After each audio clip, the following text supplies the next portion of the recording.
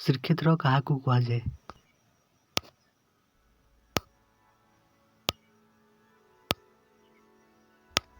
ଏହାର ସଠିକ୍ ଆନ୍ସର ହେଉଛି ପୁରୀକୁ ଶ୍ରୀକ୍ଷେତ୍ର କୁହାଯାଏ।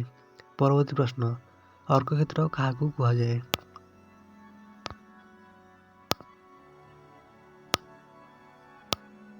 ଏହାର ସଠିକ୍ ଆନ୍ସର ହେଉଛି କୋଣାର୍କକୁ ଅର୍କକ୍ଷେତ୍ର କୁହାଯାଏ। ପରବର୍ତ୍ତୀ ପ୍ରଶ୍ନ, ବିରଜା କ୍ଷେତ୍ର କାହାକୁ କୁହାଯାଏ?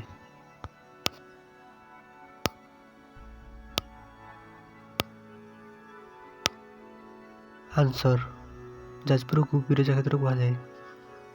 ପରବର୍ତ୍ତୀ ପ୍ରଶ୍ନ, ଓଡ଼ିଶାର ଗଙ୍ଗା କାହାକୁ କୁହାଯାଏ?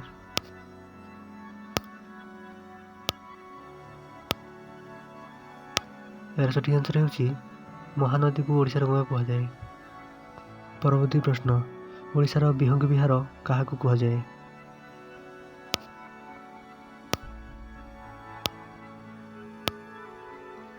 ଏହାର ସଠିକ୍ ଆନ୍ସର ହେଉଛି ଚିଲିକାକୁ ଓଡ଼ିଶାର ବିହଙ୍ଗୀ ବିହାର କୁହାଯାଏ। ପରବର୍ତ୍ତୀ ପ୍ରଶ୍ନ, ଗଦାକ୍ଷେତ୍ର କାହାକୁ କୁହାଯାଏ?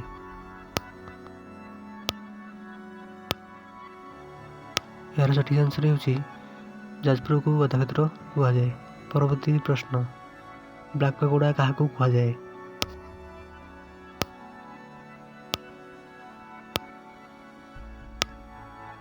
ଆନ୍ସର, କୋଣାର୍କର ସୂର୍ଯ୍ୟ ମନ୍ଦିରକୁ ବ୍ଲାକପାଗୋଡ଼ା କୁହାଯାଏ। ପରବର୍ତ୍ତୀ ପ୍ରଶ୍ନ, ତୁଳସୀ କ୍ଷେତ୍ର କାହାକୁ କୁହାଯାଏ? ଏହାର ସଠିକ୍ ଆନ୍ସର ହେଉଛି କେନ୍ଦ୍ରାପଡ଼ାକୁ ତୁଳସୀ କ୍ଷେତ୍ର କୁହାଯାଏ।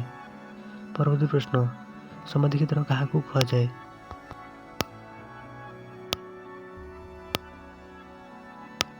ଆନ୍ସର, ସମାଧି କ୍ଷେତ୍ର ଛତିଆ ବଟକୁ କୁହାଯାଏ। ପରବର୍ତ୍ତୀ ପ୍ରଶ୍ନ, ଓଡ଼ିଶାର କାଶ୍ମୀର କାହାକୁ କୁହାଯାଏ? ଆନ୍ସର, ଦାରିଙ୍ଗବାଡ଼ିକୁ ଓଡ଼ିଶାର କାଶ୍ମୀର କୁହାଯାଏ। ପରବର୍ତ୍ତୀ ପ୍ରଶ୍ନ, ଇସ୍ପାତ ନଗର କାହାକୁ କୁହାଯାଏ?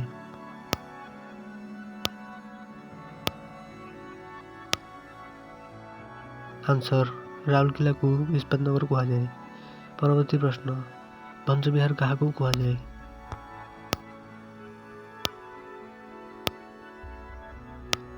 ଆନ୍ସର, ଭଞ୍ଜ ବିହାର ବ୍ରହ୍ମପୁର ବିଶ୍ୱବିଦ୍ୟାଳୟକୁ କୁହାଯାଏ। ପରବର୍ତ୍ତୀ ପ୍ରଶ୍ନ, ବାଣୀ ବିହାର କାହାକୁ କୁହାଯାଏ?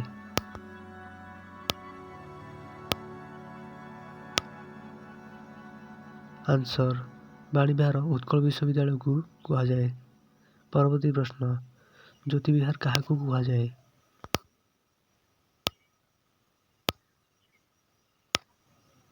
ଆନ୍ସର, ଜ୍ୟୋତି ବିହାର ସମ୍ବଲପୁର ବିଶ୍ୱବିଦ୍ୟାଳୟକୁ କୁହାଯାଏ। ପରବର୍ତ୍ତୀ ପ୍ରଶ୍ନ, ଭଞ୍ଜନଗର କାହାକୁ କୁହାଯାଏ?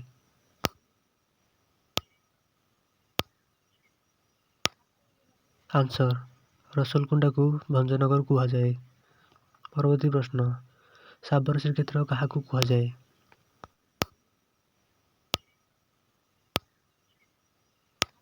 ଆନ୍ସର, ଶାବର ଶ୍ରୀକ୍ଷେତ୍ର କୋରାପୁଟକୁ କୁହାଯାଇଥାଏ। ଯଦି ଭିଡ଼ିଓଟି ଆପଣଙ୍କ ପାଇଁ ହେଲ୍ପଫୁଲ୍ ହୋଇଛି ତାହେଲେ ଲାଇକ୍, ସେୟାର ଆଣ୍ଡ ସବସ୍କ୍ରାଇବ୍ କରିବାକୁ ଜମାରୁ ଭୁଲିବେନି।